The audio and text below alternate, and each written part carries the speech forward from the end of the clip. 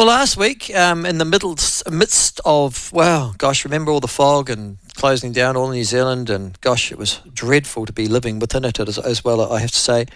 There appeared a front page news story on the Otago Daily Times. I don't think it got much coverage anywhere else, but it's a really interesting story about the exclusion of a young boy from boarding school. Ironically, about the exclusion of a young boy from boarding school. And it was one of those sort of normal disciplinary processes.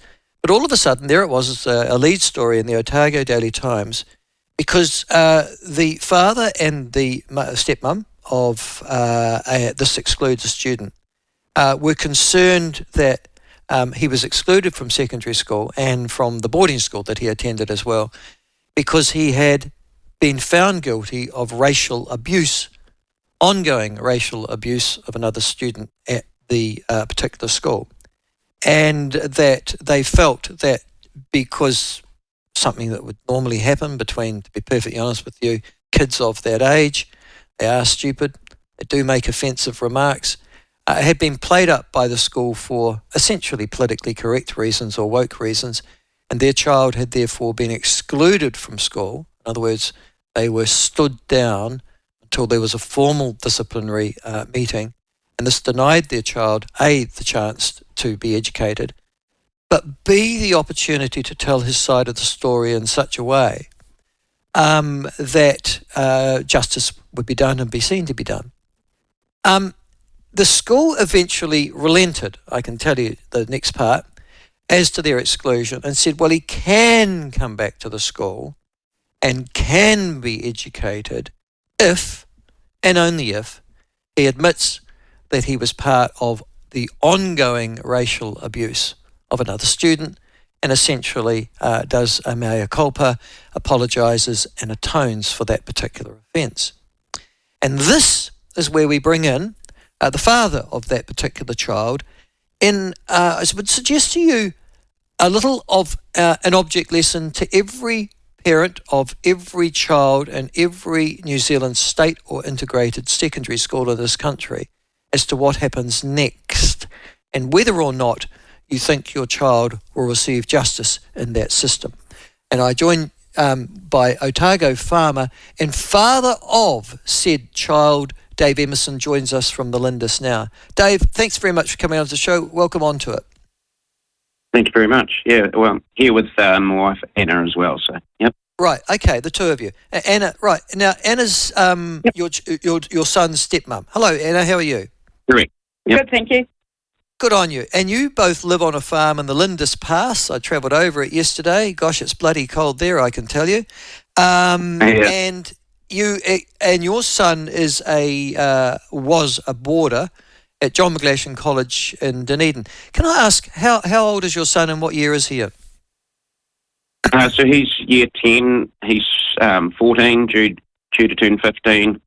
I'm an old boy, was a very proud old boy of McGlashan, and was pretty stoked to have our boy accepted into the school as a year 9 student. Yes, because it's a school that's got a waiting list, hasn't it? A lot of people want to go to it. It's an integrated Presbyterian boarding school. Correct, yeah. Yeah. Okay. Just to declare an interest, I was a house tutor when I was a university student at John McGlashan, 80-81, I think, 1980-81. Okay. Yeah. All right. Yeah. Certainly it was a very different school then. It was sort of, well, to be perfectly honest, was a bit retarded by comparison to what it is today. Now, your son is involved in what that gets him excluded from the school? Well, we don't know the exact words that were said.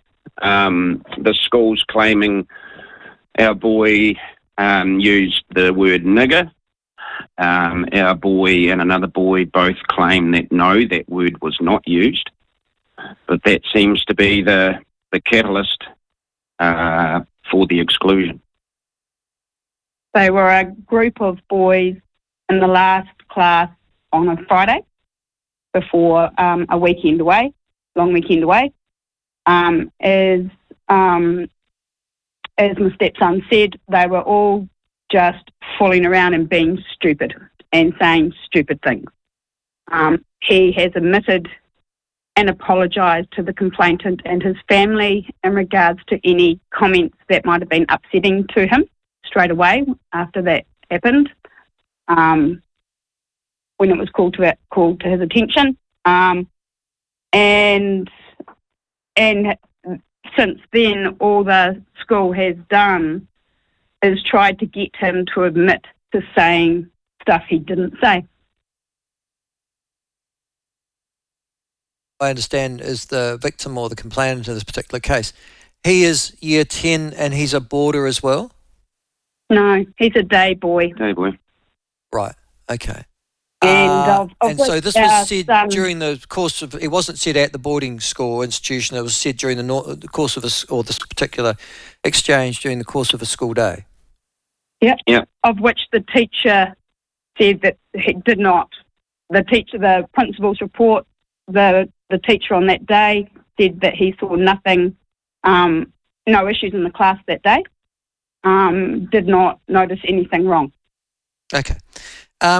The Maori boy that was at the subject of this particular abuse took it seriously enough to what? Complain to the teacher or complain to the principal? No, so he was picked up by his father after school that day and must have been feeling a little bit down, and his father started asking questions. And as a result of that questioning, there was a complaint put into the school. By the father only. The school has never talked to the boy himself. So, what do you mean? The boy who made the complaint, are you saying that the school has never actually questioned him at all? No. They haven't. You're joking? No. We're not joking. We're not. So and then as a result of that, your son and two of his peers get, is it suspended or what? One other was suspended, the same as our boy. We were not told of 2 days worth of questioning of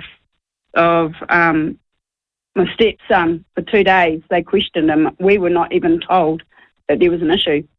The first we found out was a text that came through from him that said sorry, and it was when my husband then rang the school, and the school said, the deputy principal said, yeah, I have suspended them. Now, if you suspend somebody, now you're roughly about, I guess you'd be about 250 kilometres away from Dunedin, maybe a bit longer than that by drive. A good 3-hour drive. Yeah, 3-hour drive. Yeah. So your son's in Dunedin. He's suspended. Does that mean he can go back to the boarding school, or he's suspended from the school in toto? In total, so yes, he had to be picked up straight away.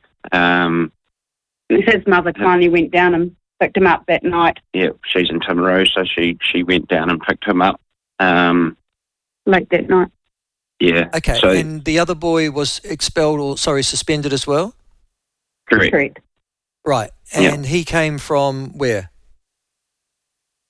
Wackerwood. Okay, so not so far to go. No. All right, okay. So there you are. You're both suspended. What? Pending some sort of formal disciplinary hearing in front of the Board of Trustees. Is that the next Correct. Correct. Yep. Right. Yep. And I think your maximum number of days is 5 days until that. 5 days of suspension before you go in front of the board. And it just so happened that Easter and everything else was in there, and I think we were 15 days of actual number of days before we got in front of the board. And we went in to the board meeting very naive.